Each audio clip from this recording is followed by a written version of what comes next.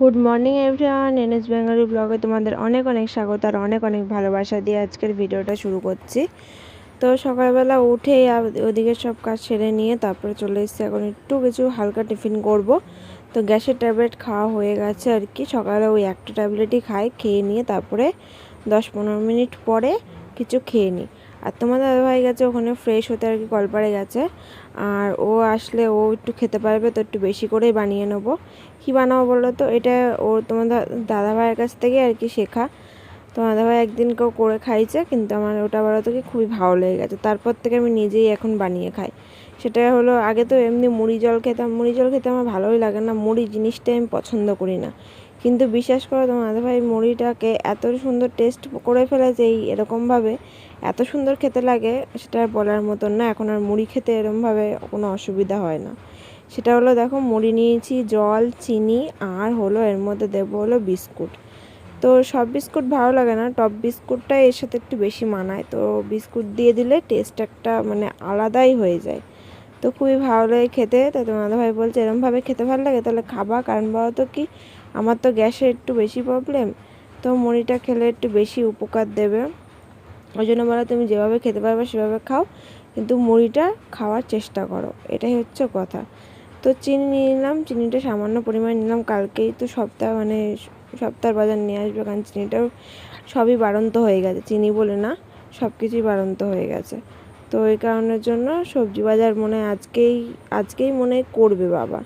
আর আজকে আমার আবার বেরোনো আছে, সেটা হলো ফোন এসেছিলো, আর চেক আপ আছে, তো চেক আপের জন্য যাব। তো ভাবছি জলমুড়িটা খেয়ে নিয়ে তারপর তো স্নান করবো, স্নান করার পরে তারপর চেক আপের ওখান থেকে আর কি ফোন এসছে। তো যাই হোক, কটা বিস্কুট আর কি এখানে গুঁড়ো গুঁড়ো করে নেবো আর কি, নিয়ে জলের মধ্যে ভিজালেই তো এটা পুরো একদম ভিজে নরম হয়ে যাবে। তোমার দাদাভাইও কিন্তু এটা ভালো খায়, আমি একা বলে না। তো তোমার দাদাভাই চলে এসে তো আমি এদিকে বিস্কুটগুলো করছি, ও দেখো নাড়িয়ে চাড়িয়ে ওই আর কি মাখা শুরু করে দিয়েছে, কারণ ও জানে কাজে যাবে, লেট হয়ে যাচ্ছে। ও ভাবছে আমার একার জন্য বানাচ্ছে, আমি যে হ্যাঁ আমি এতখানি একা খাবো। কারণ কী বলো তো, এখন খাওয়ার চাহিদাটা, তারপর খাওয়াটা খুবই কমই হয়ে গেছে। অল্প একটু খেলেই পেটটা পুরো ভরে যায়, বেশি খেতেও পারি না। আর কদিন ধরে ভাত তো খেতেই ইচ্ছা করছে না, ভাতের থেকে মনটাই উঠে গেছে, কিন্তু না খেলে চলে না, খেতে হয়।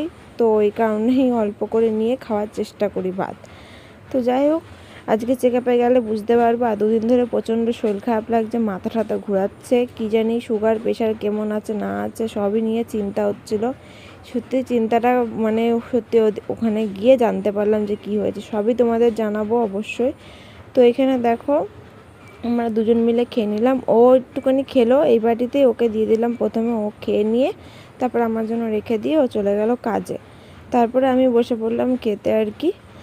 নিয়ে আমি খেয়ে নিয়ে স্নান করব, স্নান করে তারপরে দেখি কতদূর কী করতে পারি। কিন্তু স্নান করে এসেই সঙ্গে সঙ্গে ফোন এসছে চেক আপে। অ্যাটলিস্ট বলতো কি, চেক আপের দিনগুলো আসে শুধু বুধবারে, কিন্তু এইবারে সোমবারে ফেলেছে চেক আপটা। আর আমাদের মানে মাদেরই আর কি চেক আপ, 4জন কি 5জন লোক এসছে। কারণ বুধবারে যখন যায় প্রচণ্ড কিন্তু ভিড় হয়, কিন্তু এইবারে ভিড় হয়নি। ওই জন্য ওখানে গিয়ে কিছুটা তোমাদের সাথে আজকে শেয়ার করতে পারবো। আর যখন প্রচণ্ড ভিড় হয়, বাচ্চা কাচ্চা থাকে, তো শেয়ারটা করতে খুব অসুবিধা হয়ে যায়।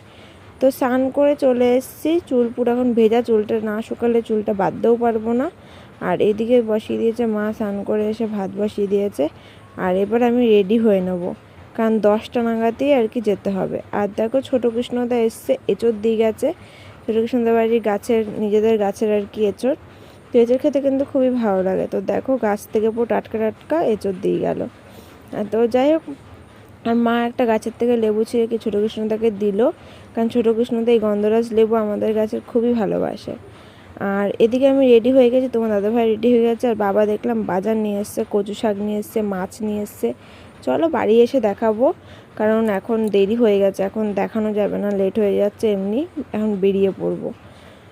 তো এসে তারপরে কি কি রান্না হবে না হবে সেগুলো তো শেয়ার করবোই, কারণ আমি জানি আজকে লেট হয়ে যাবে। কারণ বলো তো কি, এই গেলাম তো পৌঁছে গেছি, এখন বলো তো কী খাচ্ছে, আমাকে দিয়ে দিচ্ছে গ্লুকোজ।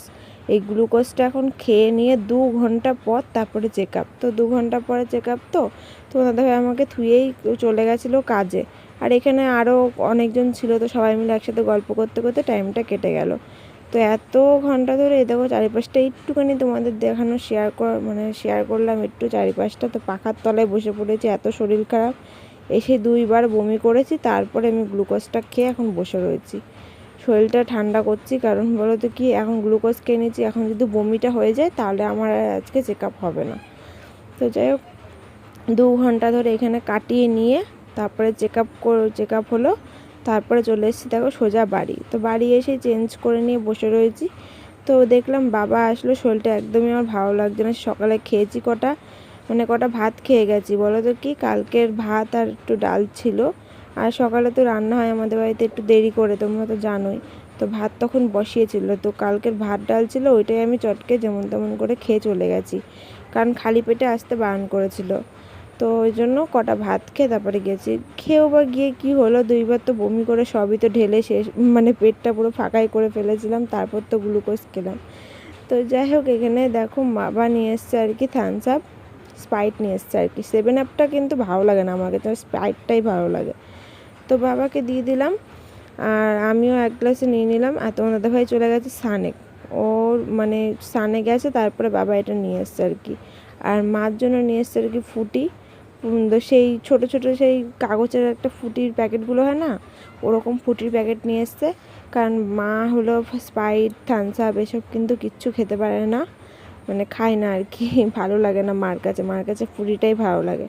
তো ওই জন্য এখন আমি এখানে বসেই বলছিলাম যে ফুটি খেয়ে কোনো উপকার নেই, ওটা টেস্টের জন্যই খায়, আর থামস আপটা খেয়ে শরীরে একটু উপকার দেয়। তো যাই হোক মা যেহেতু ভালোবাসে না, ওই জন্য মার জন্য ফুটি আলাদা করে নিয়ে আসা হয়েছে।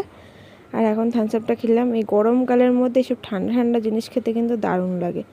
তো দুপুরে মেনু শেয়ার করতে চলে আসলাম, কী কী রান্না হয়েছে আমি তো নিজেও জানি না, ওই জন্য আমিও দেখলাম, তোমাদের সাথেও শেয়ার করলাম। তো কুমড়ো ভাজা হয়েছে, সব দিয়ে একটা তরকারি হয়েছে, আর সাথে তো ভাত রয়েইছে। আর কুমড়ো ভাজাটা দাঁড়িয়েছিল, তাই তোমাদের ভাই বসিয়ে দিল কুমড়ো ভাজাটাকে। যাই হোক, আর এদিকে হলো আর কি টক হয়েছে, আর হলো মাছের ঝোল হয়েছে আলু ডাঁটা দিয়ে, আর এটা হলো আমের টক। তো তারপর চলে আসলাম সন্ধেবেলা। তো সন্ধেবেলা একটু জিলিপি খেলাম, খুবই খিদে পেয়ে গেছিলো। চলো বন্ধুরা, আজকে ব্লগটা একদমই ছোট হয়ে গেছে জানি, তো কিছু করার নেই, শরীরটা একদমই ভালো নেই। এটা তোমাদের বলছিলাম, চেক আপে গেছিলাম, সেখানে সুগার প্রেশার সব লো হয়ে গেছে, ওই জন্য খুবই সমস্যা। তো দেখা যাক কী করা যায় এখন, কারণ বুঝতেই পারছিলাম, মাথা যেহেতু ঘোরাচ্ছিলো, তো বুঝতে একটু পাচ্ছিলাম।